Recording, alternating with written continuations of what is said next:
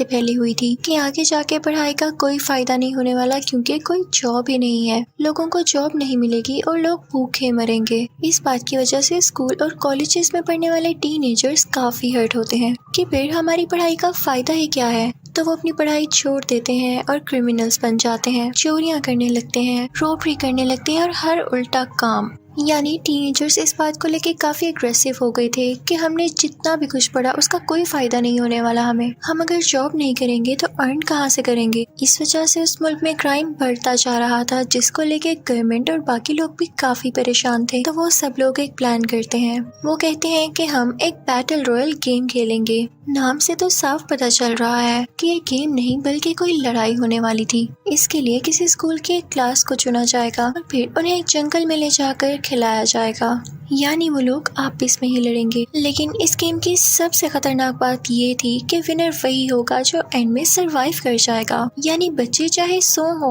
या 200, विनर एक ही बचेगा जो कि आखिर में जिंदा बचने वाला है और बाकी सारे स्टूडेंट्स मारे जाएंगे। ये गवर्नमेंट का प्लान था, क्योंकि वो जानते थे कि सारे टीनेजर्स काफी एग्रेसिव हो चुके हैं और अब क्रिमिनल्स बन चुके हैं और यही एक तरीका है इनको खत्म करने का। अब मूवी यहाँ से टर्न लेती है और हम देखते हैं कि पिछले साल जो बैटल रॉयल में लड़की विन की थी, उसे उस जंगल से बचाकर लेके आया जा रहा होता है। वो काफी इविल स्माइल पास कर रही थी। अब हमें किसी स्कूल का एक स्टूडेंट दिखाया जाता है जिसका नाम था नानाहारा।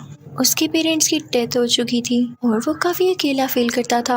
अब जो टीचर इनको पढ़ाया करते थे वो अपनी क्लास में बेचारे अकेले ही बैठे रहते थे। जब कोई स्टूडेंट ना आता तो वो खुद भी बाहर चले जाते थे, क्योंकि मैंने आपको बताया ना कि बच्चों ने पढ़ाई, स्कूल, कॉलेजेस सब कुछ छोड़ दिया था। अब एक दिन वो टीचर इसी तरह ही हार्ट ब्रोकन होकर अपनी क्लास से बाहर आ रहे होते हैं कि एक अजीब सा स्टूडेंट उनकी टांग पर चाकू मार के वहाँ से भाग जाता है। इस इंसिडेंट के बाद से उन टीचर का दिल बहुत ज्यादा दुखता है और वो कहते हैं कि मैं स्कूल ही छोड़ के चला जाऊंगा। और अब बच्चे मजीद बिगड़ने लगते हैं जब उनके सर पर कोई टीचर ही नहीं रहा था। अब हम देखते हैं कि इस इंसिडेंट को पूरा साल गुजर जाता है और इस क्लास को अनाउंस किया जाता है कि आप लोगों की ट्रिप जा रहा है। ये क्लास बहुत ही ज्यादा मिस्चीवियस थी और इनमें 3 लोगों का ग्रुप था। नानाहारा, एक उसकी दोस्त नोरिको और एक और मेल बेस्ट फ्रेंड। ये लोग ट्रिप के लिए काफी ज्यादा एक्साइटेड थे और ये सब एक बस में बैठे हुए थे। कुछ ही टाइम गुजरने के बाद हम देखते हैं कि सारे बच्चे बेहोश पड़े हुए हैं, लेकिन जिस जगह पर इन्हें होश आता है वो जगह काफी अजीब थी और इन्होंने पहले कहीं नहीं देखी हुई थी। कहीं से नहीं लग रहा था कि कोई ट्रिप वाली जगह है। ये लोग नोटिस करते हैं कि इनके गले में वॉच जैसा कोई इलेक्ट्रॉनिक कॉलर है जिसने इनकी गर्दन को जकड़ा हुआ है। इनके सामने इनका वही पुराना टीचर था जो कि स्कूल छोड़कर चला गया था। ये सब उसे देख के काफी हैरान होते हैं कि आप यहाँ क्या कर रहे हैं और जो टीचर हमारे साथ आए थे वो कहाँ पर है। तो वो बहुत अजीब तरह से इनसे बात करता है और कहता है कि उसको तो मैंने मार दिया। ये टीचर दरअसल अपना बदला लेना चाहता था। और यहाँ पर हम पे ये रिवील होता है कि ये वही क्लास थी जिसको इस साल चुना गया था बैटल रॉयल खेलने के लिए और ये इस वक्त उसी जंगल में थे जहाँ पे किसी एक को सरवाइव करना था। इसके साथ ही वो टीचर इन्हें एक ट्यूटोरियल वीडियो दिखाने लगता है कि असल में ये जंगल कितना बड़ा है, इसका मैप क्या है और किस तरह से इनको इस गेम को खेलना है। अब इस वीडियो पर एक लड़की ध्यान नहीं दे रही होती तो वो टीचर उठ के उसके सर में चाकू फेंकता है, जिसकी वजह से उस बेचारी की वहीं पर डेथ हो जाती है। ये सब देखते हुए एक स्टूडेंट डर के भागने लगता है और उस टीचर पर अटैक करने के लिए आता है, लेकिन वो टीचर उसके गर्दन पर लगा हुआ इलेक्ट्रॉनिक कॉलर ऑन कर देता है, जिसकी वजह से वो कुछ ही सेकंड्स में ब्लास्ट कर जाता है और उस बेचारे लड़के की वहीं पर डेथ हो जाती है। वहाँ पे सारे बच्चे परेशान होकर भागने लगते हैं, लेकिन वहाँ पर आर्मी डिप्लॉयड थी। वो उन्हें रोकती है और कहीं नहीं जाने देती। उसके बाद उस वीडियो को दोबारा से चलाया जाता है। अब वो लड़की इनको बताती है कि आपको इस बैटल में 3 दिन गुजारने होंगे और जो एंड पे बच जाएगा वही इस गेम का विनर होगा। साथ ही साथ वो लड़की इनको ये भी बताती है कि जो बैग्स आपको दिए जाएंगे उसमें क्या क्या होगा। हर एक के बैग में अलग अलग वेपन्स होंगे और कुछ खाने पीने का सामान कि जिससे ये लोग सिर्फ जिंदा रह सकें। वहाँ पर किसी और स्कूल के भी 2 स्टूडेंट्स होते हैं जिन्होंने ऑलरेडी ये गेम खेली हुई थी और वो दोनों काफी सीरियस लग रहे थे। इनसे कहा जाता है कि अगर आपने इस जंगल से बाहर जाने की कोशिश की तो जो आपकी गर्दन पर ये बेल्ट्स लगी हैं ये ब्लास्ट हो जाएंगी और आप लोग मारे जाएंगे। वो सब बच्चे काफी डर जाते हैं और फिर नोरिको और नानाहारा वहाँ से बाहर भाग जाते हैं। उनके पास उनके बैग्स भी थे। उन पर कोई स्टूडेंट अटैक करने के लिए आ गया था, लेकिन वो दोनों वहाँ से भागकर एक केव में चले जाते हैं और नोरिको बेचारी यहाँ पर जख्मी हो चुकी थी तो वो लोग अपने बैग्स खोलकर देखते हैं ये देखने के लिए कि इसमें कौन कौन से वेपन्स हैं, लेकिन उनके बैग में तो कुछ नहीं होता सिवाय एक बाइनोक्यूलर के और एक शील्ड के, जो कि एक पतले से स्टील की थी। इसी दौरान हमें यह भी दिखाया जाता है कि जो उनका तीसरा मेल फ्रेंड होता है वो यहाँ पर मारा जाता है। दूसरी तरफ सारे बच्चे मिलकर उसे ट्रांसफर स्टूडेंट पर अटैक करने की कोशिश करते हैं जिसके कर्ली बाल थे, लेकिन मैंने आपको बताया ना कि वो पहले भी बैटल खेल चुका था, इसलिए उसे सब कुछ पता था। तो वो उन्हीं से फाइट बैक करके उनके सारे वेपन्स छीन लेता है और फिर उन्हें मार देता है। अब दूसरी तरफ बाकी स्टूडेंट्स इतने ज्यादा डरे हुए थे, इतने ज्यादा परेशान थे कि वो खुद ही अपनी जानें लेने लगते हैं, कभी खाई से जंप करके और कभी खुद पर ही अटैक करके। अब ये सारा दिन और रात ऐसे ही गुजर जाती है और जैसे ही अगली सुबह होती है तो वो टीचर सबके नाम अनाउंस करने लगता है जो लोग मारे जा चुके थे, और वो ये भी बताता है कि किसकी जान अब खतरे में है और किसकी स्कोरिंग कम है। और हैरानी की बात ये थी कि उसमें नोरिको और नानाहारा का भी नाम था, तो वो लोग डर के दोबारा से भागने लगते हैं। लेकिन तभी वहाँ पर उनका अपना ही दोस्त आकर उन पर अटैक करने लगता है। नानाहारा उन दोनों को डिफेंड करने की काफी कोशिश करता है और इसी डिफेंस में वो एक्स उसके अपने ही दोस्त के सर पर लग जाती है। अभी वो लड़का मरा ही था कि एक और लड़का इनको मारने के लिए आ जाता है, लेकिन उस पर अटैक करता है वही दूसरा ट्रांसफर स्टूडेंट। वो अब नोरिको और नानाहारा के साथ मिल चुका था। वो लड़का इन दोनों को समझाता है कि चाहे कुछ भी हो जाए तुम लोग किसी और की मदद नहीं करोगे, यहाँ पर सबसे जरूरी बात है अपनी जान बचाना। मैं पहले ये बैटल खेल चुका हूँ, इसलिए तुम्हें मेरी बातों पर अमल करना होगा, तभी यहाँ पे सरवाइव कर सकोगे। तो नानाहारा कहता है कि फायदा क्या होगा जब हम में से सिर्फ एक ही बंदा सरवाइव कर सकेगा। तो वो स्टूडेंट कहता है कि स्टिल हम आखिर तक बच सकते हैं। वहाँ पर नोरिको काफी जख्मी हुई होती है और उसे वो लोग उठाकर एक घर की तरफ ले आते हैं। वहाँ पर ऑलरेडी एक स्टूडेंट भी छुपा हुआ था,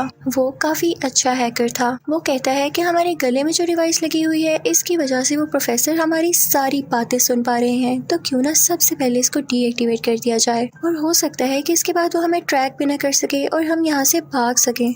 वहाँ पर एक बैड गर्ल भी होती है जो सबको अपने मकसद के लिए मार रही थी। उसे किसी की कोई परवाह नहीं थी, वो सिर्फ अपना सोचने वाली थी। तो वो वहाँ पर आकर स्टूडेंट्स को मारती जाती है। दूसरी तरफ सीन शिफ्ट होता है उन तीनों स्टूडेंट्स पर जो कि किसी के घर में थे। अब वहाँ पर जो ट्रांसफर स्टूडेंट होता है वो नोरिको को और नानाहारा को अपनी स्टोरी बताने लगता है कि लास्ट टाइम जब ये बैटल हुआ तो मैं और मेरी दोस्त इस बैटल में सर्वाइवर्स बच गए थे। अब हम दोनों में से किसी एक को बचना था, तो मेरी दोस्त ने जानबूझकर मेरे पाँव पर गोली मारी कि मैं एग्रेसिव होकर उसे मार दूं, ये समझते हुए कि उसने मेरे साथ धोखा किया है। लेकिन वो बेचारी तो मुझे बचाना चाहती थी। मैंने गुस्से में आकर उसे मार दिया और मैं सरवाइव कर गया। मैं इस बात को कभी नहीं भूल सकूंगा। और ये बात बताते हुए वो बेचारा रोने लगता है। यानी ये तीनों यहाँ पे काफी इमोशनल हो गए थे क्योंकि ये जानते थे कि इन सबको एक दूसरे को खोना होगा।